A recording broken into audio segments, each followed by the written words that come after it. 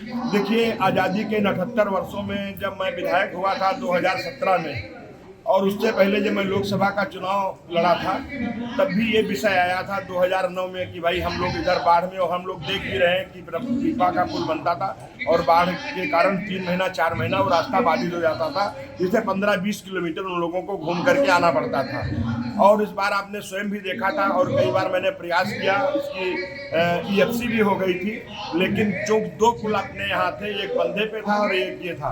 तो माननीय मुख्यमंत्री जी ने कहा कि जो महत्वपूर्ण हो वो एक पुल आप बताइए। तो चूंकि वो बंधे को सीधे रेउसा से जोड़ करके बंधे से महादेवा को जा रहा था, और बंधे के किनारे किनारे बाढ़ में बाढ़ राहत सामग्री और सारी दिक्कतों को देखते हुए, और वहाँ पे रेगुलेटर बनने के कारण जो अधिक पानी होगा नदी का, घाघरा और सरयू का, उस पानी को बैक में इधर को ना आने पाए, ऐसी व्यवस्था थी।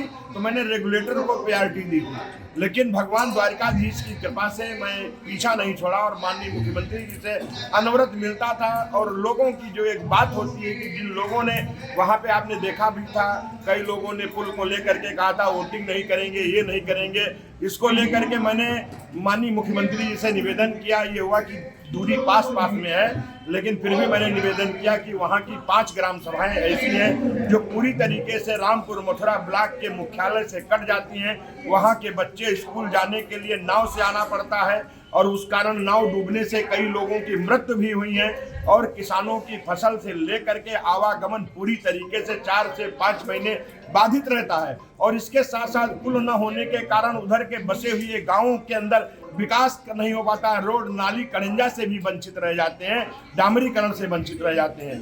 तो और मैंने माननीय मुख्यमंत्री जी से निवेदन किया था, और जब मैं द्वारकाधीश बाबा का प्रसाद लेकर के गया और मैंने माननीय मुख्यमंत्री जी से कहा, और उन्होंने जब क्षेत्र का हालचाल पूछा, हमने कहा महाराज जी सब कुछ तो ठीक है, तो और बताओ क्या समस्या जिससे लोगों को, तो हमने कहा बस कन्हई घाट का पुल दे दीजिए और यही द्वारकाधीश जी का प्रसाद होगा।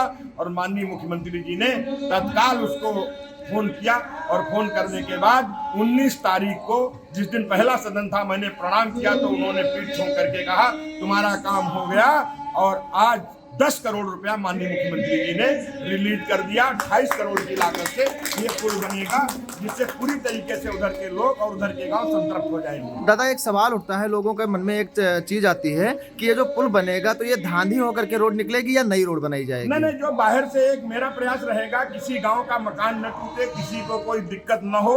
और एक बाहर से मैंने सर्वे भी इसका करा लिया था, और मेरा जहां तक पूरा प्रयास रहेगा कि किसी का नुकसान न हो।